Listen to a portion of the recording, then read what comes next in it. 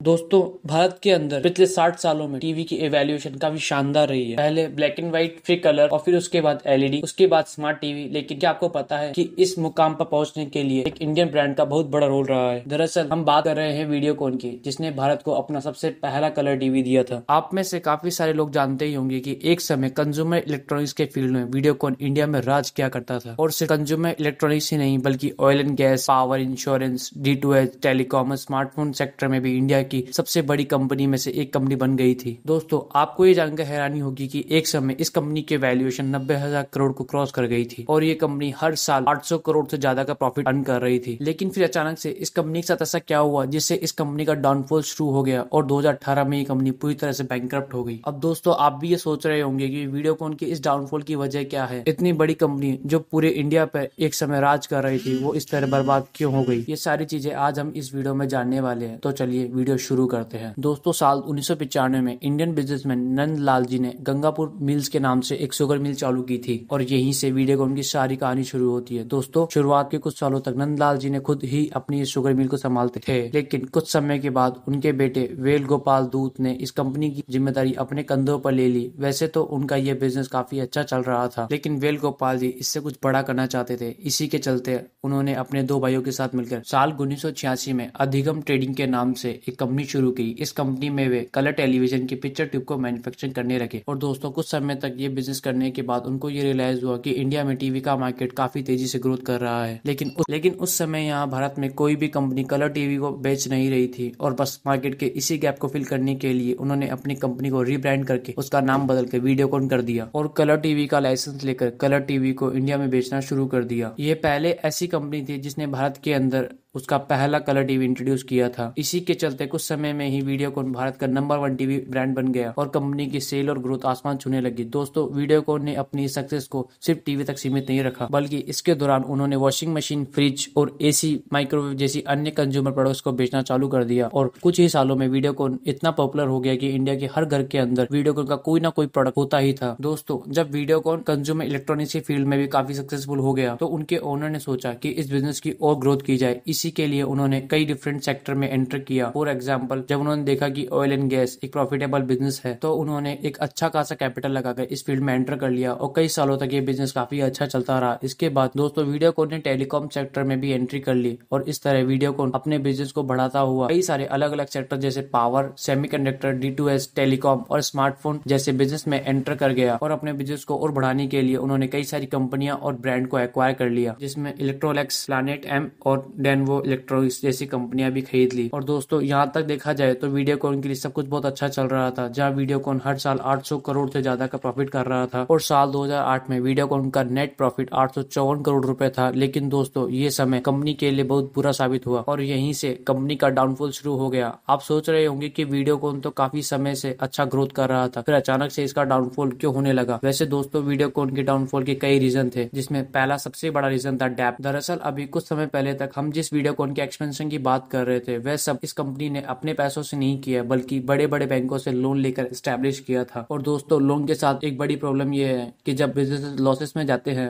तो बड़ी बड़ी कंपनियों को भी अपने लोन चुकाने में काफी दिक्कत आती है, क्योंकि इतने बड़े काम के लिए लोन का अमाउंट भी काफी बड़ा होता है और उनका इंटरेस्ट भी काफी तेजी से बढ़ता चला जाता है। और वीडियोकॉन के साथ भी कुछ ऐसा ही हुआ। दोस्तों, 2008 में आए ग्लोबल रिसेशन की वजह से क्रूड ऑयल के प्राइस इंटरनेशनल मार्केट में काफी ज्यादा नीचे चले गए, जिससे वीडियोकॉन को अपने ऑयल एंड गैस के बिजनेस में काफी लॉस हुआ। इससे कंपनी का डेट धीरे धीरे और ज्यादा बढ़ने लगा। इसके बाद दोस्तों, वीडियोकॉन को सबसे बड़ा दूसरा झटका 2012 में लगा, जहां 2G स्कैम की वजह से भारत सरकार ने उन सभी कंपनियों के स्पेक्ट्रम लाइसेंस को रद्द कर दिया जो 2008 में अलॉट किए गए थे। और कोर्ट के इस फैसले में टोटल 122 कंपनियों के लाइसेंस को कैंसिल किया गया और अनफॉर्चुनेटली वीडियोकॉन भी उसी 122 कंपनियों में से एक था। और दोस्तों, लाइसेंस कैंसिल होते ही वीडियोकॉन को बहुत बड़ा लॉस हुआ, जिससे साल 2013 में कंपनी का डेट बढ़कर 37,000 करोड़ रुपए का हो गया। और दोस्तों, कंपनी का पूरा फोकस इसी चीज पे था कि कैसे भी इस डेट को कम किया जाए। और इसी डेट को कम करने के लिए वीडियोकॉन ने अपना ऑयल एंड गैस के बिजनेस का एक बहुत बड़ा हिस्सा ONGC को बेच दिया। लेकिन इसके बावजूद भी लोन का इंटरेस्ट लगातार बढ़ता चला गया। वैसे तो दोस्तों, लग रहा था वीडियोकॉन अभी भी काफी प्रॉफिट में है, लेकिन कंपनी के अंदर कुछ और ही बात चल रही थी। दरअसल प्रॉब्लम वीडियोकॉन के साथ यह हुई कि वह बहुत जल्दी अलग अलग चीजों में एंटर करता चला गया, जिसका नतीजा ये निकला कि वह किसी भी कंपनी में पूरी तरह फोकस नहीं कर पाए। यहाँ तक कि कंज्यूमर इलेक्ट्रॉनिक्स में जो पूरे मार्केट को डोमिनेट कर रहे थे, उसमें भी उनका शेयर कम होता चला गया, क्योंकि बाजार में अब सैमसंग, एलजी और वोल्टा जैसी बड़ी कंपनियों ने भी अपने प्रोडक्ट्स को अच्छे दामों पर लॉन्च करना शुरू कर दिया था। इस तरह वीडियोकॉन बदलते हुए बाजार को समझ नहीं पाया और इसका नतीजा ये निकला कि दूसरी कंपनियां वीडियोकॉन के मार्केट को काफी नीचे ले गए। और इसके अलावा वीडियोकॉन स्मार्टफोन इंडस्ट्री में भी अपने पांव जमाने की पूरी कोशिश कर रहा था, जहाँ उन्होंने 2009 में अपना पहला फीचर स्मार्टफोन लॉन्च किया था और फिर उसी के कुछ सालों के बाद बाजार में नए एंड्रॉइड फोन को लॉन्च कर दिया। दोस्तों, आप में से कुछ लोगों को शायद पता होगा कि साल 2015 में वीडियोकॉन ने अपना पहला इन्फिनियम Z11 सीरीज का नया स्मार्टफोन लॉन्च किया था, जो इस कंपनी का पहला फ्लैगशिप स्मार्टफोन था। और इसके बाद कंपनी ने एक के बाद एक कई नए स्मार्टफोन लॉन्च किए, पर उनका कोई भी स्मार्टफोन बाजार में एक अच्छा रेस्पॉन्स क्रिएट नहीं कर पाया, क्योंकि वीडियोकॉन के स्मार्टफोन कैमरा, बैटरी, प्रोसेसर और डिस्प्ले जैसे हर डिपार्टमेंट में दूसरे स्मार्टफोन के मुकाबले में काफी पीछे रह गया था। साथ ही इन फोन के प्राइसेस भी दूसरे ब्रांड्स के मुकाबले में काफी ज्यादा हुआ करते थे। ऐसे में दोस्तों, वीडियोकॉन का ये मूव भी फेल हो गया और इसी फेलियर के चलते कंपनी को लगभग 400 करोड़ का घाटा हुआ और धीरे धीरे वीडियोकॉन का ये डेट बढ़कर कुछ ही सालों में 37,000 करोड़ से लोन का अमाउंट बढ़कर लगभग 50,000 करोड़ तक पहुंच गया। आखिरकार जब 2017 में कंपनी का डेट अमाउंट कंपनी की वैल्यूएशन को भी क्रॉस कर गया, तब साल 2018 में वीडियोकॉन को मजबूरी में बैंकरप्सी की तरफ जाना पड़ा। और आप ये जानकर हैरान रह जाएंगे कि वीडियोकॉन के बैंकरप्सी का अमाउंट 90,000 करोड़ रुपए का था और तब तक की इंडियन हिस्ट्री में सामने आने वाला ये सबसे बड़ा बैंकरप्सी केस था। और दोस्तों,